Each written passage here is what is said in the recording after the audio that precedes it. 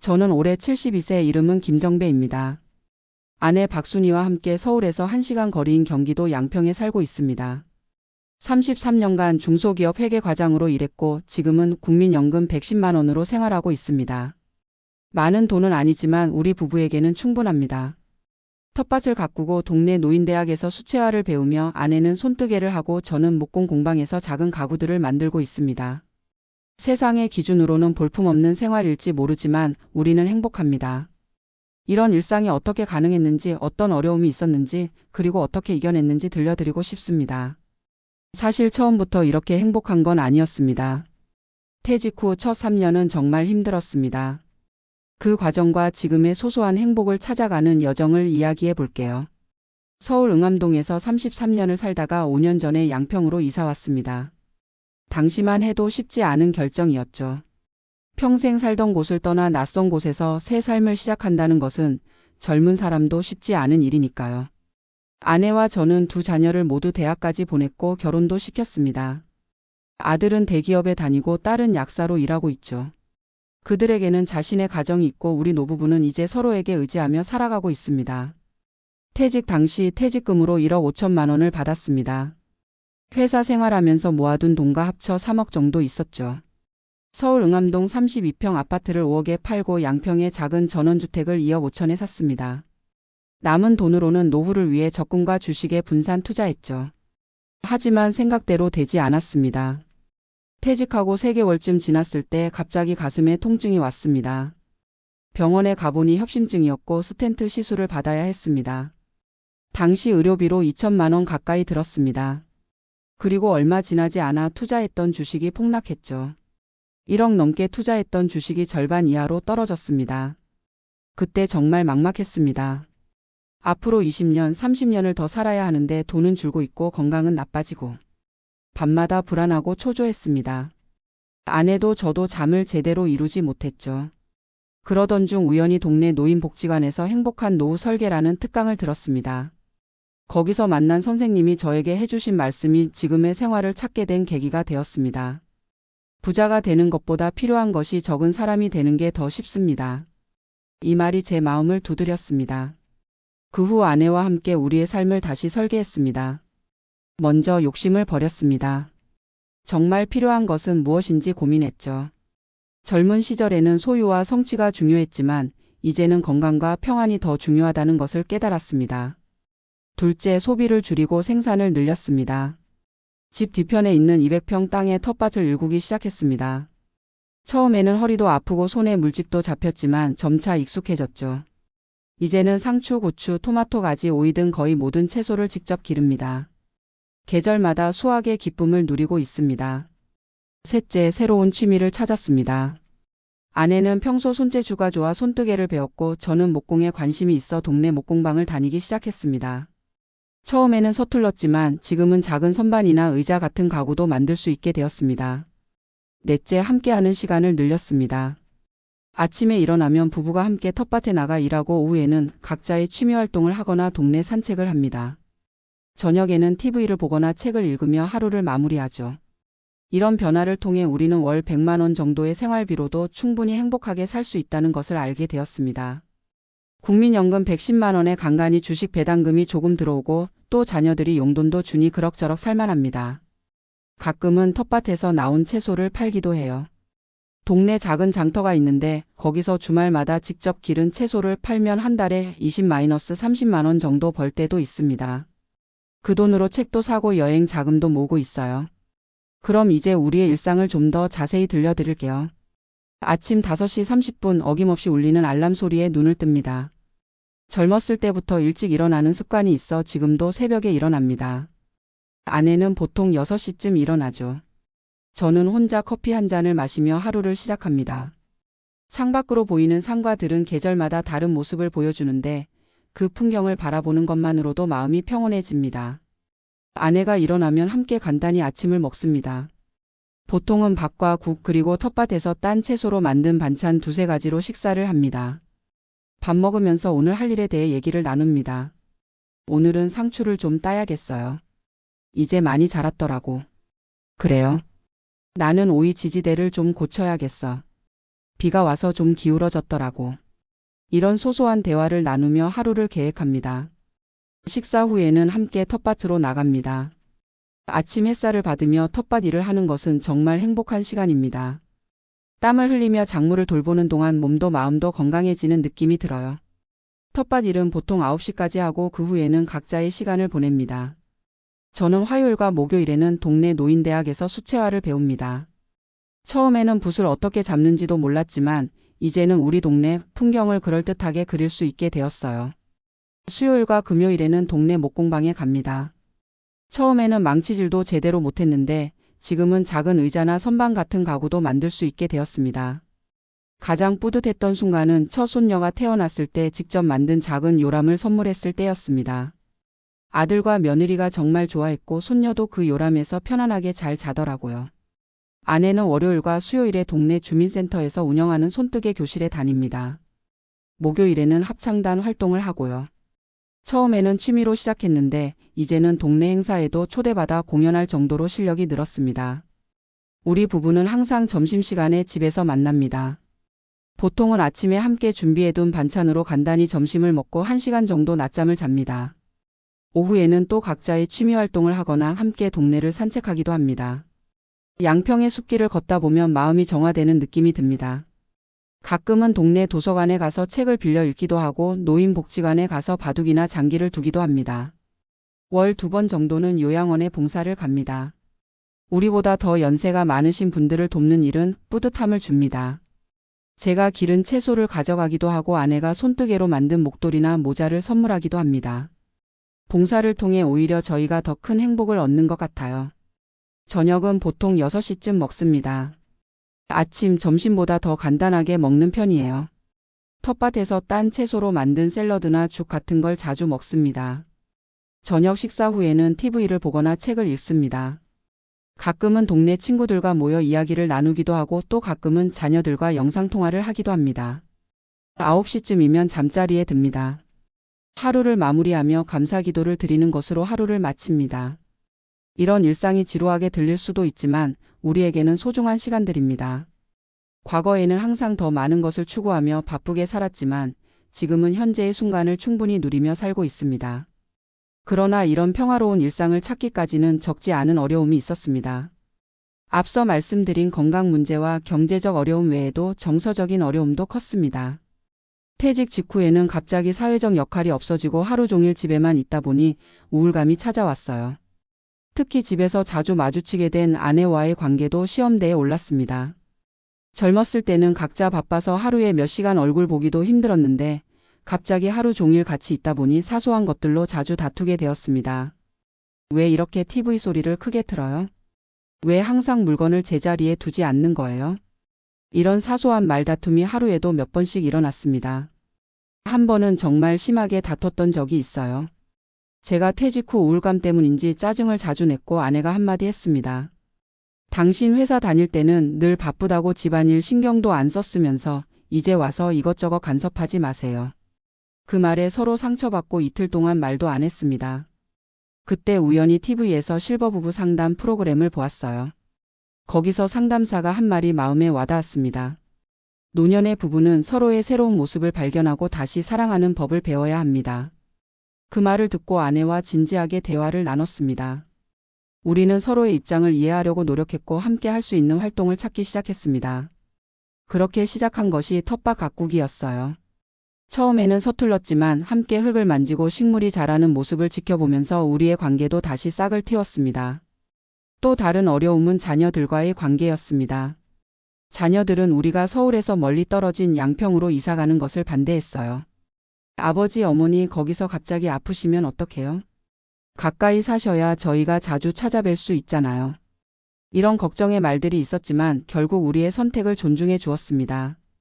대신 매주 영상통화를 하고 한 달에 한 번은 꼭 만나기로 약속했습니다. 처음에는 자녀들이 걱정했던 것처럼 의료시설이 멀어서 불편한 점이 있었습니다.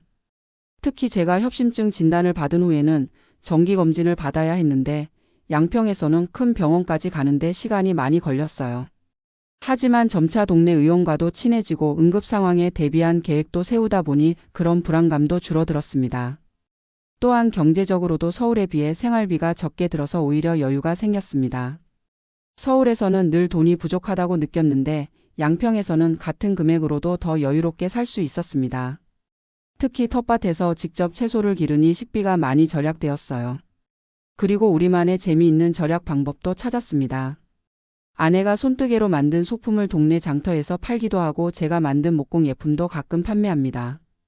큰돈은 아니지만 취미활동으로 용돈도 벌고 또 누군가에게 우리의 작품이 필요하다는 것이 뿌듯합니다. 가장 큰 변화는 아마도 마음의 여유가 생겼다는 점일 겁니다. 서울에서는 항상 무언가에 쫓기는 듯한 느낌이었는데 이곳에서는 시간이 천천히 흐르는 것 같아요. 아침에 일어나 창밖을 바라보며 커피 한 잔의 여유를 즐기고 텃밭에서 흙을 만지며 생명의 신비를 느끼고 저녁에는 별이 빛나는 하늘을 바라보며 하루를 마무리합니다. 이런 소소한 일상의 행복을 발견한 것이 우리에게는 가장 큰 선물이었습니다. 돈은 많지 않지만 마음의 풍요로움을 얻었다고 할까요? 노년의 삶에서 중요한 것은 물질적인 풍요보다는 마음의 평안과 일상의 기쁨이라는 것을 깨달았습니다. 물론 모든 게 완벽하지는 않습니다. 가끔은 건강 문제로 걱정되는 날도 있고 자녀들이 보고 싶은 날도 있습니다. 특히 명절이나 가족 행사 때 서울까지 오가는 것이 쉽지 않을 때는 서울에 살았다면 어땠을까 하는 생각도 들죠. 하지만 그런 불편함보다는 얻은 것이 더 많다고 생각합니다. 최근에는 우리의 생활이 주변 사람들에게도 영향을 주고 있다는 것을 느낍니다. 동네에 있는 다른 노부부들도 우리처럼 텃밭을 가꾸기 시작했고 함께 취미활동을 하는 모임도 생겼습니다. 서로 수확한 채소를 나눠 먹기도 하고 각자의 솜씨를 뽐내는 작은 전시회도 열었어요. 이렇게 지역사회와 소통하며 살아가는 것도 우리에게는 큰 기쁨입니다. 특히 기억에 남는 순간이 있습니다. 작년 가을 동네에서 작은 수확제가 열렸는데 우리 부부가 텃밭에서 기른 고구마로 만든 고구마 줄기볶음과 고구마전을 가져갔어요. 사람들이 정말 맛있다고 했고 레시피를 물어보는 분들도 많았습니다.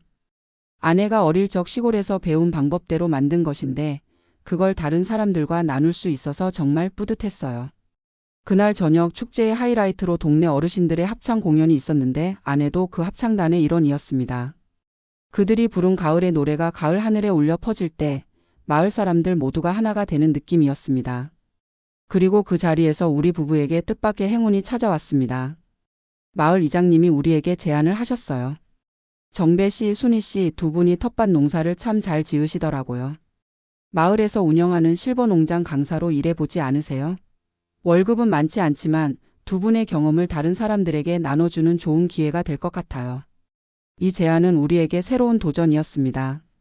처음에는 망설였지만 우리의 경험이 다른 사람들에게 도움이 된다면 좋겠다는 생각에 수락했습니다. 그렇게 작년부터 한 달에 2번 마을 실버농장에서 초보 농부들에게 텃밭 가꾸는 법을 가르치고 있습니다. 한 번 가르칠 때마다 5만 원의 강사료를 받으니 월 10만 원의 추가 수입이 생겼어요. 하지만 그보다 더 큰 수확은 새로운 사람들과의 만남과 우리의 지식을 나눌 수 있다는 보람입니다. 이제 우리는 단순히 은퇴한 노부부가 아니라 마을의 텃밭 선생님이 되었습니다. 젊은 부부들도 우리에게 텃밭 조언을 구하러 오고 아이들은 호기심 어린 눈으로 우리 텃밭을 구경하러 옵니다. 아내는 아이들에게 자연의 소중함을 알려주는 것이 너무 즐겁다고 합니다.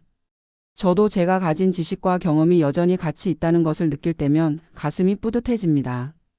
이렇게 우리는 새로운 역할을 통해 사회와 계속 연결되어 있다는 느낌을 받습니다. 퇴직 후 가장 두려웠던 것 중 하나가 사회에서 잊혀진다는 느낌이었는데 이제는 그런 두려움이 사라졌습니다.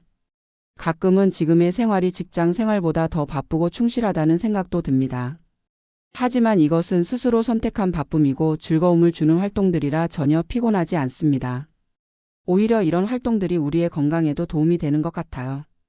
연세 드신 어르신들이 활동을 줄이면 금방 기력이 떨어진다고 하잖아요. 우리 부부는 오히려 퇴직 전보다 더 활동적인 생활을 하고 있습니다. 매일 아침 텃밭에서 일하고 취미활동을 위해 이곳저곳 다니고 마을 활동에도 참여하다 보니 자연스럽게 운동이 됩니다. 덕분에 저의 혈압도 안정되고 아내의 당뇨 수치도 좋아졌어요.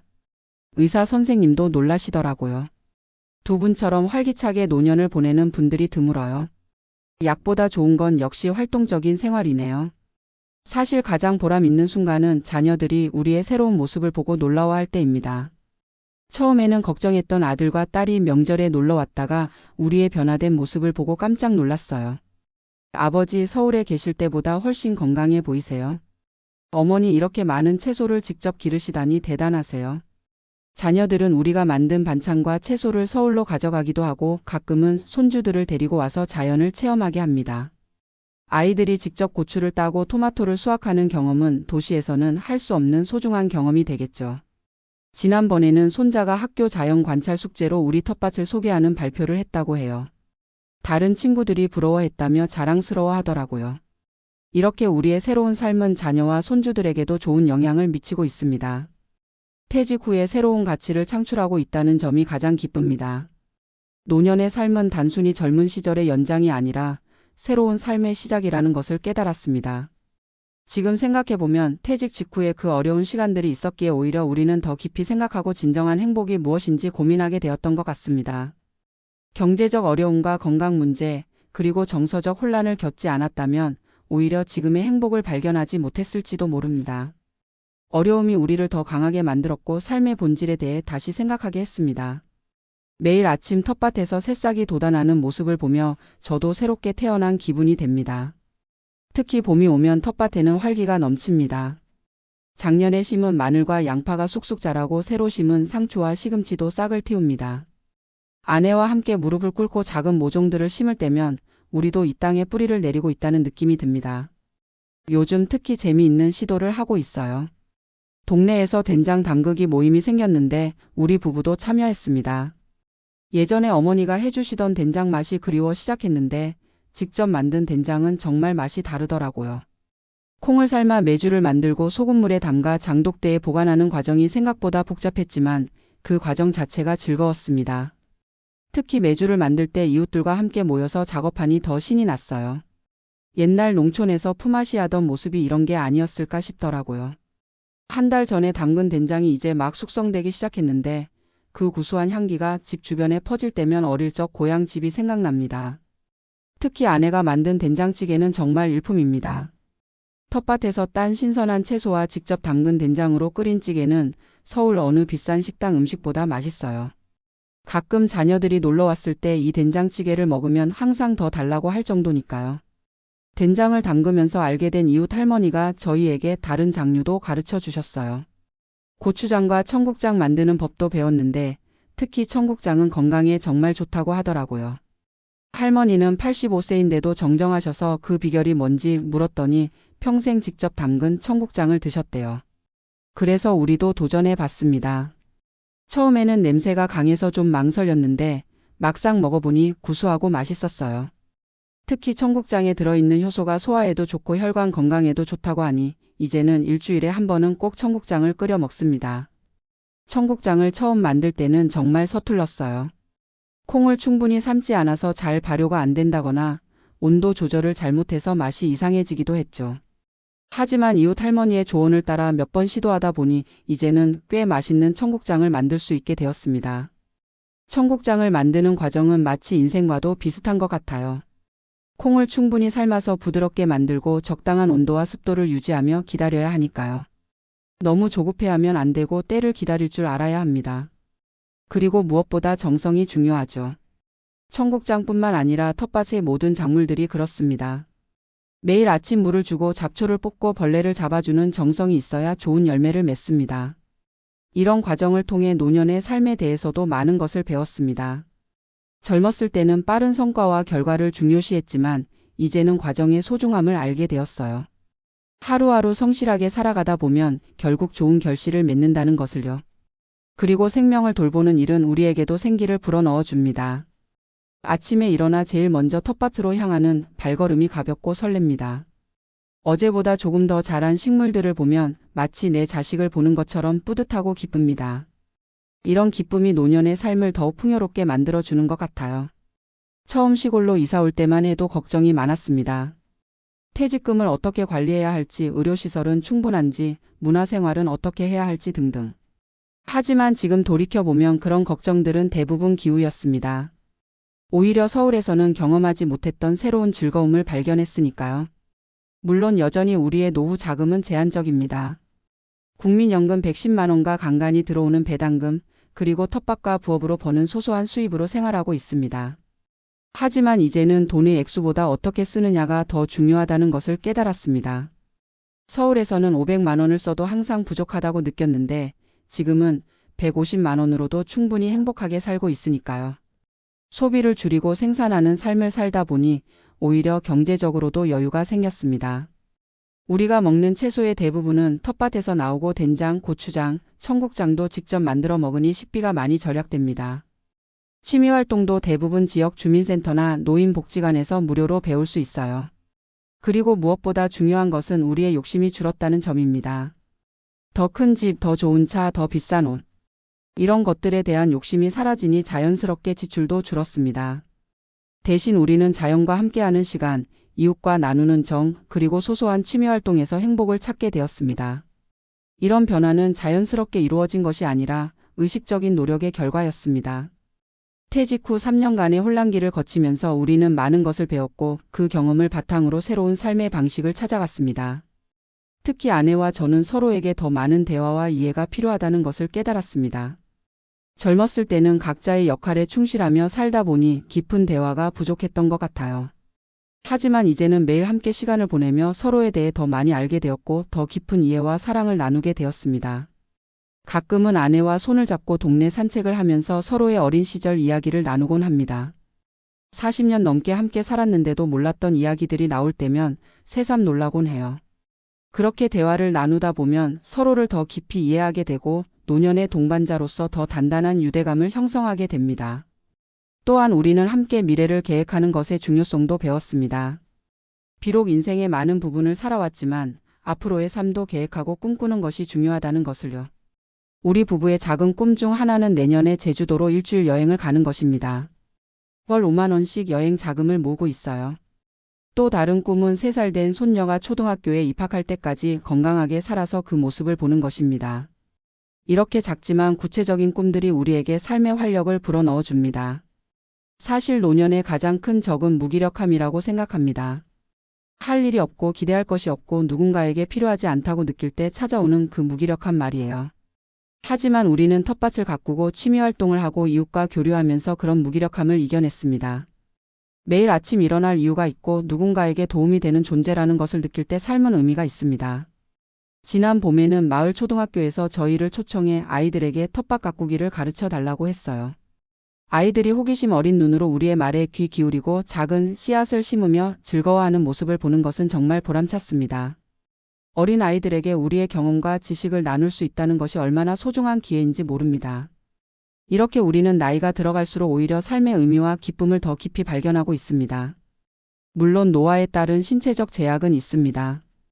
예전보다 체력이 떨어지고 관절이 아프기도 하고 기억력도 조금씩 흐려집니다. 하지만 그런 변화를 자연스럽게 받아들이면서도 할 수 있는 것에 집중하려고 노력합니다. 무리하지 않고 내 몸의 속도에 맞춰 일하고 때로는 충분한 휴식을 취하는 것도 중요하죠. 그리고 무엇보다 감사하는 마음을 잃지 않으려고 합니다. 아침에 눈을 뜨면 가장 먼저 하는 것이 감사기도입니다. 또 하루를 살 수 있음에 감사하고 아내와 함께 할 수 있음에 감사하고 우리가 가진 작은 것들에 감사합니다. 그런 감사의 마음이 하루를 긍정적으로 시작하게 해주고 크고 작은 어려움도 이겨낼 수 있는 힘이 됩니다. 가끔 도시에 사는 친구들이 놀러 오면 늘 이런 말을 합니다. 정배야, 너희는 정말 복 받았다. 이렇게 건강하게 자연 속에서 살고 있으니. 그럴 때면 저는 웃으며 대답합니다. 복이 아니라 선택이야. 우리가 선택한 삶이지. 누구나 자신의 삶을 선택할 수 있습니다. 물론 경제적 상황이나 건강 상태 등 여러 조건이 있겠지만 그 안에서도 우리는 어떻게 살아갈지 선택할 수 있습니다. 우리는 소박하지만 의미 있는 삶을 선택했고 그 선택이 우리를 행복하게 만들었습니다. 사람들은 종종 퇴직 후의 삶을 인생 2막이라고 표현합니다. 하지만 저는 그것이 단순한 2막이 아니라 완전히 새로운 작품의 시작이라고 생각합니다. 이전의 삶과는 다른 규칙, 다른 목표, 다른 리듬을 가진 새로운 삶이죠. 그리고 그 삶은 우리가 직접 각본을 쓰고 연출하는 삶입니다. 누군가의 지시나 사회적 압력에 따르는 것이 아니라 우리가 진정으로 원하는 방식으로 살아가는 삶을요. 저는 이런 말을 하고 싶습니다. 노년은 결코 인생의 끝이 아니라 새로운 자유와 지혜를 누리는 시기입니다. 평생 동안 쌓아온 경험과 지혜를 바탕으로 더 의미 있고 행복한 삶을 만들어갈 수 있는 소중한 시간이죠. 그리고 그 행복은 결코 많은 돈이나 화려한 환경에서 오는 것이 아니라 소소한 일상의 기쁨과 타인과의 따뜻한 관계, 그리고 자연과의 교감에서 비롯된다는 것을 우리는 알게 되었습니다. 이제 우리 부부는 국민연금 110만 원으로도 충분히 행복하게 살고 있습니다. 텃밭에서 기른 채소를 먹고 직접 담근 장으로 음식을 해먹고 손으로 만든 작품들로 집을 꾸미고 이웃들과 정을 나누며 살아갑니다. 이것이 우리가 찾은 행복한 노후의 모습입니다. 물론 모든 사람에게 이런 삶이 맞는 것은 아닐 겁니다. 도시의 편리함과 문화생활을 즐기는 것을 선호하는 분들도 있을 테고, 자녀들과 가까이 살며 손주들을 돌보는 것이 행복한 분들도 있을 겁니다. 중요한 것은 자신에게 맞는 행복의 형태를 찾아가는 것이라고 생각합니다. 우리에게는 이런 소박한 전원 생활이 맞았고 그 안에서 진정한 행복을 발견했습니다. 이제 저는 매일 아침 동쪽 하늘이 밝아오는 것을 바라보며 하루를 시작합니다. 아내와 함께 텃밭에서 흙을 만지고 식물이 자라는 모습을 지켜보고 직접 기른 작물로 음식을 만들어 먹습니다. 이웃들과 작은 정을 나누고 마을의 일원으로서 작은 역할들을 해나갑니다. 그리고 저녁이면 별이 빛나는 하늘을 바라보며 하루를 마무리합니다. 이렇게 하루하루가 모여 우리의 노년이 완성되어 갑니다. 화려하지는 않지만 소박하고 따뜻한 행복으로 가득 찬 노년의 삶이죠. 여러분도 언젠가 맞이할 노년을 어떻게 준비하고 계신가요? 많은 돈을 모으는 것도 중요하지만 어떤 삶을 살 것인지, 무엇에서 행복을 찾을 것인지 미리 생각해 보는 것도 중요합니다. 그리고 기억하세요. 행복은 항상 밖에서 오는 것이 아니라 우리 안에서 우리의 선택과 태도에서 비롯된다는 것을요. 저는 이 소박한 시골 생활 속에서 진정한 부자가 되었습니다. 마음의 평화와 일상의 기쁨이라는 가장 귀한 부를 얻었으니까요. 여러분도 각자의 방식으로 그런 행복을 찾으시길 바랍니다. 긴 이야기 들어주셔서 감사합니다.